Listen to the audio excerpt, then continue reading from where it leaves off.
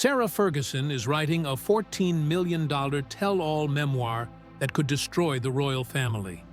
She claims she warned the palace about Prince Andrew and Epstein years ago, but they ignored her. Now she wants revenge.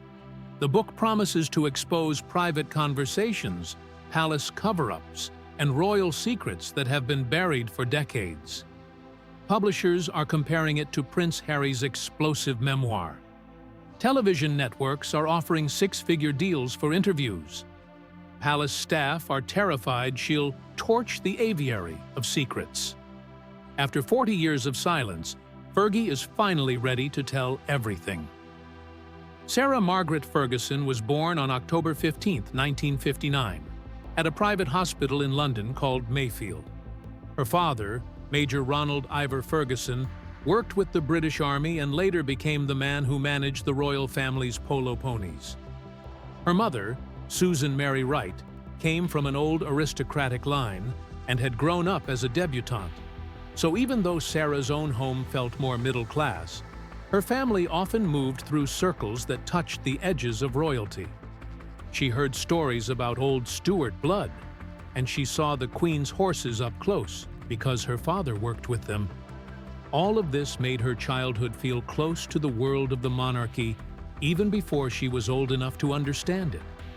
But her parents separated in 1974 when she was 13, and that moment quietly shifted everything inside her. She spent her childhood in Hampshire, on her grandfather's estate in Dummer. It was a wide, peaceful place, filled with countryside, stables, and open fields. Her father managed the Queen's polo ponies there, so horses were a normal part of daily life. At 4, she was already riding her small pony named Scotty, and the bond she built with horses became her safe place. As she moved into her teens, riding became the one thing that helped her stay steady, while her home life began to crack. Her father was always around royal polo events, and Sarah often stood on the sidelines watching matches where princes came and went. That world felt close enough to touch, though she remained on the outside of it. When her parents divorced in 1974, her mother left the UK after falling in love with an Argentine businessman named Hector Barrantes. She moved to Argentina, and Sarah stayed in England with her father and his new wife, Susan Deptford. Sarah was 13 and trying to understand why everything had changed. She did stay in contact with her mother, but the distance between them was real. Her father later had 3 more children, and the shape of the family kept shifting around her.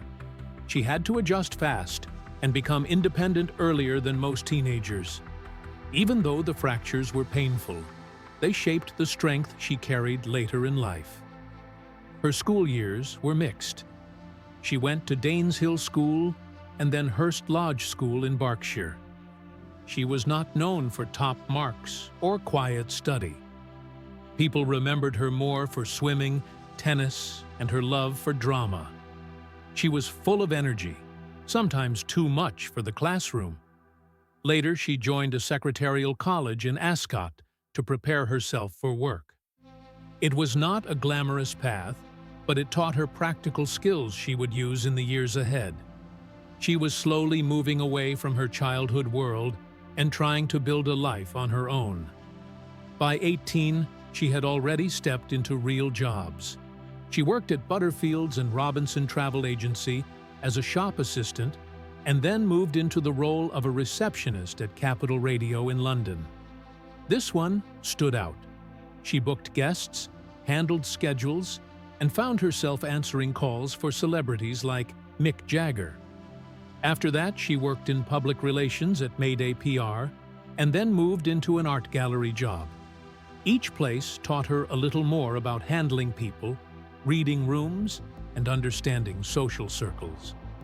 These early steps turned her into someone who could walk into any space and know how to hold herself. In 1977, at just 18, she tried to start her first business. She co-founded Fergie and Coitru, an import and export company that brought French crystal and British woolens into the UK market. It sounded good on paper, But within a year, it fell apart. She lacked experience and found herself overwhelmed by the demands of the trade. The company closed, but the attempt showed her willingness to take risks early. Even though it failed, the lesson stayed with her. 2 years later, in 1979, she joined British Airways as a junior publicist in the art department. She organized events like fashion shows and charity galas. These events brought high society into view once again, and she found herself meeting influential people who recognized her growing ease with public life. This role also became the bridge that eventually connected her to her future husband. She learned how to plan carefully, present well, and understand the pressure of public attention. By 1980, she shifted again, this time into publishing. She became a press officer at Mills and Boon, a famous romance novel publisher. She promoted their books in places like Australia and New Zealand, and her campaigns boosted sales by 20% in those markets. Her job took her across continents, pitching stories and reaching new readers. It was her first real break into publishing, and years later, she would write books of her own with the confidence this job gave her. In 1981, she took a creative leap and wrote her first novel, Aunt Agatha. It was a romantic comedy based on her own upbringing and some of her family's quirks. She sent the manuscript to publishers, but 12 rejected it. After that, she put the book aside. The rejection was disappointing, but she kept writing whenever she could. It showed that even early on, she had a creative spark she did not want to ignore. Then, in 1982, she became a freelance journalist for Tatler magazine. She wrote about polo matches and elegant society events. Her father's royal connections helped her land interviews with minor royals, and she earned about £200 per article. It was good money for a young writer. This role placed her firmly inside elite circles and helped her build a reputation as someone who understood both society and storytelling. It prepared her for the world she would soon enter. Sarah first met Prince Andrew at a polo match in June 1981, but nothing happened then. The real moment arrived in June 1985, when Princess Diana introduced them again at Royal Ascot. They had known each other as children who crossed paths at the same events. But this time, something clicked. Sarah remembered how Andrew made her laugh right away. They shared interests in flying and adventure, and their first date came soon after that meeting. The public noticed the energy between them, and newspapers began to follow their every move. Andrew had just returned from the Falklands War in 1982, and the experience had changed him. When he and Sarah reconnected in 1985, their bond grew stronger through helicopter flights. Sarah wanted to understand his world, so she started flying lessons and earned her private helicopter pilot's license in December 1987, after just 43 hours of training. Andrew had taken 85 hours on military choppers. He told the press he was amazed by her determination. He also gifted her a Fabergé clock engraved with the words, "To Ginger," from the Governor General. It was personal and warm, and showed how deep their connection had become. On February 23, 1986, Andrew proposed to her at Flore's Castle in Scotland. The ring he gave her had a Burmese ruby worth around £25,000, surrounded by 10 diamonds in a flower shape. It was chosen to match her bright red hair. When the news went public, her face filled newspaper covers across Britain. The ring became one of the most talked about royal engagement rings of the decade, and the proposal marked the beginning of her transformation from working woman to royal bride. Before the wedding, she kept working. In 1986, she wrote an article for Hello magazine about her dress fittings with designer Linka Kiera. She described the embroidery, the beading, and the joy of shaping her wedding gown. It became her last major piece before stepping fully into royal life. The article was widely read and made people feel she was relatable, yet glamorous. Her wedding took place on July 23, 1986, at Westminster Abbey. Around 500 million people watched around the world. Her dress weighed 25 pounds and carried nearly 10,000 pearls. The train stretched 17 feet, and the letters A and S were hidden inside the silver beadwork. Her father walked her down the long aisle while cameras captured every detail. It felt like a fairy tale broadcast to the entire planet. People loved the idea of an ordinary young woman becoming a duchess, and her wedding dress became one of the most iconic royal gowns in history. As Duchess of York, she took on royal duties right away. In her first year, she completed 105 official engagements. Many of them focused on literacy, a cause she truly cared about. In 1992, she used £1 million from her book royalties to help launch the National Literacy Trust. It was rare for a royal to contribute personal funds at that level. Her donation helped build programs for schools and libraries, and even years later, people still point to that moment as a meaningful act of service. In 1991, she wrote her first children's book, Little Miracles. It sold 100,000 copies in the UK within its first year. The story featured Augustus the Wise, a magical giraffe she illustrated herself. She visited 50 schools and read to children, making the book feel personal to its readers. The success turned it into a full series. In 1994, she released The Gentleman's Daughter, a romance set in 18th century England inspired by Lady Anne Hastings, her own ancestress. The book was serialized in Woman's Own magazine before the hardback release, and people followed the weekly installments like a TV show. It added another layer to her growing writing career. Her book, Budgie the Little Helicopter, published in 1987, became the root of a successful children's TV show in 1994. The series had 52 episodes and brought in over £5 million in merchandise sales. Budgie toys and CDs filled shelves, and children across the UK followed the stories every week.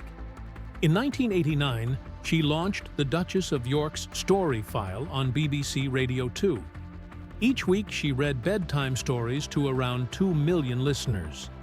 Children across the country waited for her voice each Sunday. It showed how she used her public position to make something warm and meaningful for families.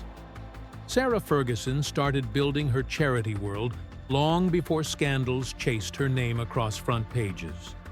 It began quietly in 1991, when she created Chances for Children. She wanted to help kids who had nothing, so she threw herself into it fully. Over the first 4 years, she raised £1.5 million, most of it coming from big charity galas, where she even auctioned off pieces of her own jewelry. By 1995, she was already walking through New York orphanages like the Mother Cabrini home, sitting beside children, talking to them, trying to make the place feel less cold. And as her charity grew across countries, she never hid behind a desk. She stood in the rooms herself, hugged families, listened to them, and pulled more donors in one event after another. That hands-on way of working made people trust her, and for a while, she became the face of celebrity charity work in the early 1990s. Around the same time, she took on another responsibility. In 1990, she became patron of the Teenage Cancer Trust. She did not treat it like a distant title. She hosted the Starlight Ball at the Dorchester Hotel in 1993, raising £250,000 in one night. And even during her busiest periods, she still visited cancer patients close to 20 times a year. She knew many of them by name, and they knew her as the Duchess who actually sat beside their beds. Her events kept pulling in celebrities and cameras, and slowly, the Trust's name grew stronger across the UK. Families kept saying she made the rooms feel lighter when she walked in. Under her, the Trust became one of the loudest voices for teenagers fighting cancer. Then came her own foundation. In 1993, she launched the Sarah Ferguson Foundation, and suddenly her work stretched across continents. In India, she helped fund clean water projects in Rajasthan, raising £500,000 just through book tours. She worked with UNICEF teams to make sure every pound reached the villages that needed it most. She walked through dusty roads herself, meeting local families and checking if the systems were really working. As the years passed, her foundation expanded to maternal health, schools, and disaster relief in India, South Africa, and the United States. Her style was always the same: simple, direct, no fancy speeches, just real work and real results, which made her stand out in a world filled with slow, distant charity offices. By 1996, she was also supporting the British Heart Foundation. She auctioned a signed copy of her novel, A Garden in Tuscany, at Christie's for £10,000, then later chaired the Heartbeat Dinner in 1998, where 300 celebrities showed up and poured money into heart research. She kept attending both big events and tiny community ones, making people feel she actually cared. Her presence helped the foundation reach more homes and more families, and her steady support brought heart health into everyday conversation in the UK. In 2000, she stepped into another cause when she became a patron of the Natasha Allergy Research Foundation. It grew close to her heart because her own daughter struggled with allergies. Over the next decade, she helped fund more than £2 million in research. She wrote a cookbook called Finding the Fun in Food to help parents deal with allergies in simple ways. Her events filled halls with families looking for answers, and the projects funded through her work led to new treatments and better understanding of childhood allergies. She spoke openly, like a mother trying to help other mothers, and that honesty made her advocacy feel real. But charity was only one side of her life. In 1989, she took on something unusual for a royal figure. She hosted a 6-episode series called The Duchess in Hull on ITV. It tried to boost Hull's economy by bringing attention to its people and challenges. Almost 8 million viewers watched each episode. She earned £100,000 and showed she could handle media work on her own terms. The series mixed community work with a reality style that felt new for its time, and it hinted at how she wanted to use television beyond royal duties. A year later, she crossed into American TV with Friends Like Us, a talk show on ABC. It featured big guests like Elizabeth Taylor, yet the show struggled. Ratings stayed near 4.2 million viewers, low for prime time, and ABC canceled it after 13 episodes. It was a sharp contrast to her UK success and showed how hard it was to connect with American audiences. Still, it became another chapter in her unpredictable media career. Then came Weight Watchers. In 1989, she became their ambassador after losing 48 pounds following her second pregnancy. Suddenly, she was in 20 UK commercials, smiling, confident, and proud of the change. Her story inspired many women, and she used the momentum to write the diet book for working women in 1991. It sold around 300,000 copies and became a hit. These years turned her into a health and lifestyle figure, pulling her away from the narrow box of royal expectations. She continued shaping her media path in 1994 with Sarah Ferguson's World of Fashion. It was a 4-part documentary for Lifetime TV, taking viewers inside couture houses like Chanel.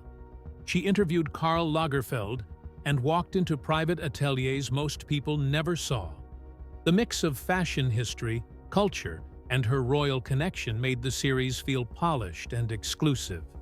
It was another step into documentary-style work that suited her natural curiosity. In 1997, she added voice acting to her list when she played Queen Victoria in the animated film Victoria and Albert. She earned about $200,000 for the role. Her personal knowledge of royal history helped the production feel authentic. It was an unusual project, blending animation with real historical detail, and her performance linked her royal past with her new media identity. But while her public life kept expanding, her private life cracked open in 1992. During a summer stay at Balmoral Castle, paparazzi caught photos that would follow her forever. They showed her financial advisor John Bryan with his mouth near her bare feet. Newspapers called it toe-sucking. The photos exploded across Britain. Prince Philip was furious. Queen Elizabeth ordered her to leave Balmoral. Overnight, she went from a fun, lively duchess to a figure drowning in mockery and blame. The scandal exposed her financial mess, too. She owed around £4 million, much of it from places like Fernhurst Farm in Surrey. Harrods alone was owed £100,000. She had to sell belongings, negotiate with creditors, and watch her royal life crumble piece by piece. This moment marked the beginning of her long fall that later led to divorce. The divorce became final on May 23, 1996. She kept her Duchess title but lost her HRH status. Still, the settlement was generous. She received £3 million in cash, £1.4 million in a trust fund for Princess Beatrice and Princess Eugenie, and £500,000 to buy a new home. Prince Andrew agreed to cover their daughter's school and university fees. She also got a modest monthly allowance from his Royal Navy salary. Since the agreement did not force confidentiality, she later used her royal connection to rebuild her career. In 1999, she sold Sunninghill Park for £1.8 million and gained some real financial breathing room. Yet she often said that the divorce pushed her into choices she never wanted to make, including selling assets and facing creditors for years. In 2010, Sarah Ferguson's life started to crack in a way that felt impossible to hide. Her debts had climbed to around $4.6 million. Failed business ideas, bad advice, and lawsuits all piled on top of each other. To stay afloat, she had to sell her Belgravia townhouse, worth about $4.2 million, just to keep her home and her life from completely falling apart. In the middle of this chaos, she accepted $15,000 from Jeffrey Epstein. At the time, she later claimed she did not understand where the money really came from. Years later, when that detail became public, it turned into a fresh scandal. Leaked emails showed her apologizing to Epstein after she had tried to distance herself from him, and that made things even worse. The press tore into her. Charities hesitated. Her already fragile reputation took another hit, and the picture of a woman in deep financial trouble, reaching for any lifeline, became hard to avoid. So she rebuilt herself in another way. From 2011 to 2020, Sarah Ferguson appeared in 30 Hallmark Channel movies and slowly turned into a familiar face in American living rooms. People who had once only seen her in royal headlines now saw her as a warm character in gentle stories. In 2015, her role as a matchmaker in Finding Mr. Right became a fan favorite and helped cement that new image. Reports suggest she earned around $100,000 for each Hallmark film. With 30 movies over those years, that income added up and helped her recover from the money disaster that nearly broke her. These films did more than pay the bills.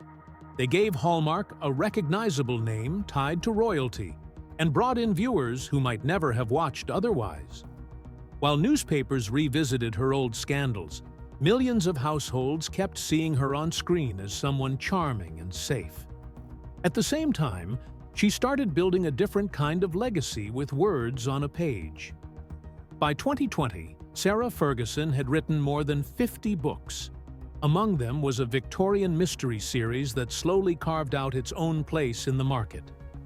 One of the titles, A Most Intriguing Lady, came out in 2023. Her mystery novels together sold around 500,000 copies. In a crowded genre, that number was not just decent, It was proof that readers were actually staying with her stories. She did not treat the books as quick celebrity projects either. She spent years researching them, making about 10 trips to British archives to get details right, from clothing and streets to customs and speech. That care helped give the novels a real sense of time and place. Critics and readers praised the plots and the vivid Victorian world she painted. Slowly, she shifted from being seen only as a scandal figure to a working author with a solid fan base in both the UK and the US. She also tried to repair her image through charity work, but this time with a fresh structure. In 2019, she relaunched her efforts under the Little Red Foundation, focusing on literacy campaigns in the United States. Then the COVID-19 pandemic hit in 2020 and 2021. While schools closed and children struggled to learn from home, she organized virtual galas and online events. Through those digital efforts, the foundation raised more than $1 million for children's education. The money went to about 50 schools in underserved parts of New York, helping them buy books, laptops, and other basic tools that many students did not have. She also promoted Little Red Dolls, a fundraising idea she created to keep people engaged and emotionally connected to the cause. This phase showed a different side of her, one that was not just trying to save her own name, but also trying to give something real back. It softened some public anger and reminded people she had always been drawn to children's causes. Still, some of the deepest damage came later, when private words finally surfaced. In 2011, in a leaked email that did not become public until September 2025, Sarah Ferguson called Jeffrey Epstein a supreme friend. This stunned people because, in public, she had already tried to distance herself from him after his 2008 conviction for sex offenses. In the email, she wrote that she was bedridden with fear, pressured by the palace, and worried about legal trouble from Epstein's threats. The message was sent only weeks after she had publicly promised that she would never contact him again. Once this contradiction came out, it reignited anger. The press pointed out the gap between her public statements and her private messages. The palace, already under heavy strain due to Epstein and Prince Andrew, wanted silence and control.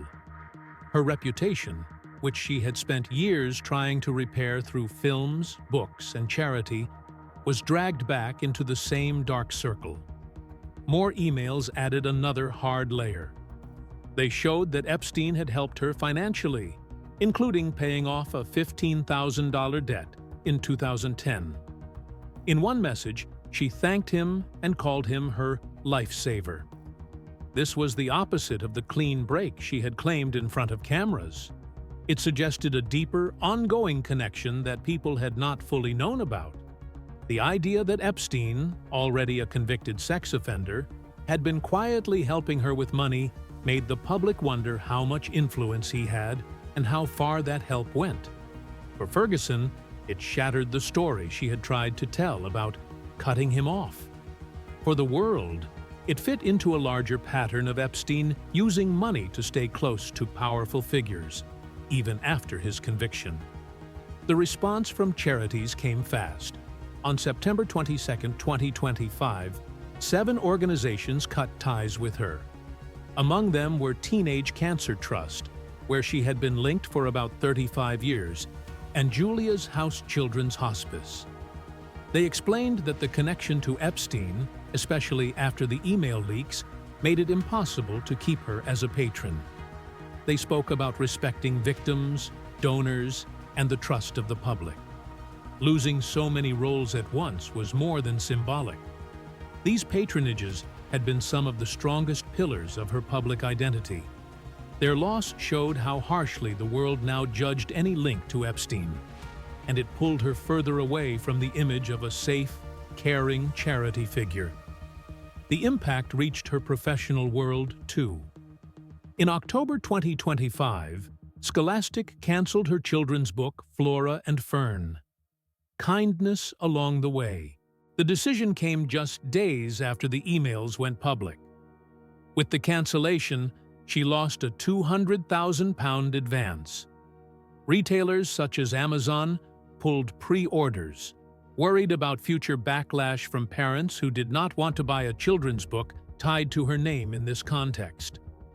The book had been designed as a hopeful step forward in her career, another bridge between her and young readers. Instead, it became another casualty. Speaking engagements and ambassador roles soon fell away as well. One by one, doors closed. The scandal was no longer just about past mistakes. It was now actively reshaping her present. Inside the royal circles, the mood hardened. Palace insiders reportedly started to describe Sarah Ferguson as toxic kryptonite to the royal family. After the email leaks, King Charles summoned her for a private meeting on September 25, 2025. He told her to stop talking about Epstein in public, trying to contain a crisis that was already spreading across headlines. The palace kept its official statements rare and careful, but behind the scenes there was clear frustration. They wanted to shield the monarchy from further damage, especially while Prince Andrew's own links to Epstein were still raw. For Ferguson, this meant more isolation. The message was simple: she was a problem. She needed to stay quiet. Soon the consequences became official. On October 30, 2025, King Charles stripped Prince Andrew of all royal titles, leaving him as Andrew Mountbatten Windsor. By royal protocol, that decision also ended Sarah Ferguson's right to be styled as Duchess of York, a title she had carried since 1986. There was no grand ceremony, no public scene, just a confirmation from Buckingham Palace. Within days, her online profiles changed. She dropped the word Duchess and became simply Sarah Ferguson again. In one sense, it was just a name change. In another, it marked the end of almost 4 decades of formal royal identity. The fallout did not stop at titles. With the shift in status came a practical blow. Sarah Ferguson was ordered to leave Royal Lodge in Windsor by January 31, 2026. Prince Andrew was given a smaller cottage on the Sandringham estate, but she received no official replacement home. She had lived at Royal Lodge since 2008, often in a complicated shared arrangement with Andrew. Now she had to go. With no royal property offered, she temporarily stayed with her daughter, Princess Eugenie, in Portugal. Talks about moving her to Adelaide Cottage fizzled. In the end, the palace gave no housing, no cushion, and she had to rely on family to have a roof over her head. Faced with losing titles, home, and public roles, she turned once again to storytelling, but this time with her own life as the material. In November 2025, she began shopping a memoir deal said to be worth about $14 million. The hook was clear. She held diaries and notes from years inside the royal world. Insiders claimed those records included detailed warnings she had given the palace about Prince Andrew's relationship with Epstein. Warnings she believed were ignored. In her view, she had been used as a shield and then discarded. The planned book promised accounts of private conversations, palace politics, and the ways she felt betrayed. Publishers liked the idea of a book that could rival Prince Harry's Spare in sales and impact. For Sarah, it was a way to fight back, to shape the story herself. At the same time, she started to receive offers from television networks. Several outlets, including interest from Oprah's Circle Again, reportedly floated 6-figure deals for exclusive interviews. These appearances were framed as revenge on the palace, a chance for her to finally say everything she had held back. Staff inside royal offices worried openly that such a broadcast could torch the aviary of secrets, exposing stories they had kept buried for years. For Ferguson, these potential interviews were another tool. She could share her side, paint herself not just as a woman who made mistakes, but as someone who had also been silenced, pushed aside, and blamed. By November 23, 2025, reports were clear that the bond between King Charles and Sarah Ferguson was broken beyond repair. He saw her as a risk, someone whose past choices and present words threatened the stability he was trying to hold together. She, on the other hand, filled her private notes and conversations with feelings of deep betrayal. She spoke of loyalty that had not been returned. She talked about wanting to set the record straight on the years she had spent trying to serve and survive within that world. Now, without titles, without a royal home, and with her reputation battered in both directions, she stood on the edge of a new identity. Her future seemed to rest on the same tools that had both saved and hurt her before: words, stories, and the power to tell her side first.